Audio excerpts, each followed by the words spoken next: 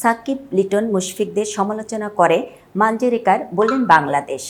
Pakistan series শেষে রীতিমতো উঠছিল বাংলাদেশ ক্রিকেট দল। তবে পাকিস্তানে তাদের মাটিতে ২-০ ব্যবধানে টেস্ট হারানো দলটি ভারতের সম্মুখে মুখ থুবড়ে পড়েছে, হেরেছে ২-০ ব্যবধানে। এর মধ্যে কানপুর টেস্টে হেরেছে বৃষ্টিতে ২ দিন ভেসে যাওয়ার পরেও। এই সিরিজটা বাংলাদেশকে বাস্তবতা বুঝিয়ে দিয়েছে বলেও মনে করেন ভারতের সাবেক ক্রিকেটার সঞ্জয় মানজরেকার।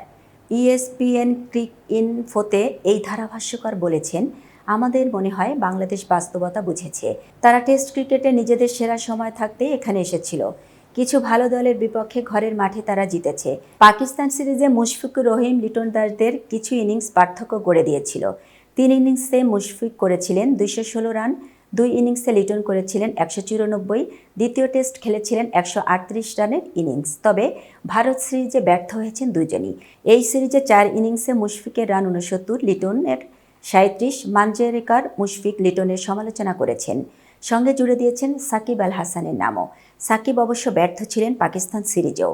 সিনিয়র ক্রিকেটারদের দায় দিয়ে মানজরেকার বলেছেন, আমাদের মনে হয় না খুব বেশি পরিবর্তন প্রয়োজন, তবে অবশ্যই সামনে এগোতে হলে কিছু জায়গায় তাদের কাজ করতে হবে।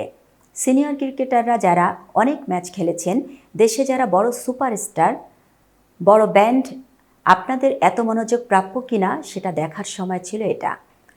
এতক্ষণ বার্তা বৈঠকের সাথে থাকার জন্য ধন্যবাদ। নতুন নতুন তথ্য ও সংবাদ পেতে বার্তা বৈঠকের ইউটিউব চ্যানেল ও ফেসবুক পেজের সাথেই থাকুন।